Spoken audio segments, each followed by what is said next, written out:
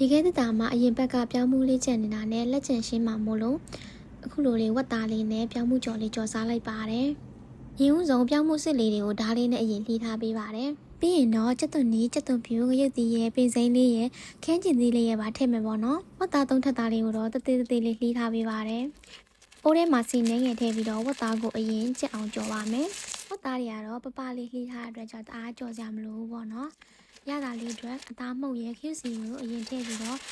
ဒီစားနဲ့အောင်ကြော်ပေးပါမယ်။ဝတ်သားလေးတွေနဲ့ငယ်ကျက်လာပြီဆိုရင်တော့ပြောင်းမှုလေးတွေကိုထည့်ပေးလိုက်ပါတယ်။အရသာအနေနဲ့ကတော့ဟင်းညိုမှုတ်ရဲ့ပဲငက်ပြားရဲ့အကြီးရဲ့ပဲငက်ပြားရဲ့အနောက်ရဲ့ကိုထည့်ပြီးရင်အားလုံးကိုတမအောင်မှုတ်ပေးပါမယ်။ကြော်ရတဲ့ဟင်းဆိုတော့ကျက်သွားသည့်အထိကိုအဆက်မပြတ်မှုတ်ပေးနေရပါတယ်။ဝတ်သားနဲ့ပြောင်းမှုတွေကိုတစ်ချမ်းပေးထည့်ပြီးတော့ခဏကပြင်ဆင်ထားတဲ့ကြက်သွန်နီကြက်သွန်ဖြူမြုပ်သည့်ခင်းချင်သီးတွေကိုလာထည့်ကြော်ပေးပါမယ်။ကျက်သွန်နီနဲ့ခင်းချင်သီးလေးတွေနွမ်းသွားအောင်လို့အချိန်9မိနစ်ခန့်လောက်ငွေကြော်ပေးပါမယ်။အယောင်ရည်ရည်လေးလိုချင်တာမို့ပဲစီလေးကိုတစ်ခါထည့်ပေးလိုက်ပါတယ်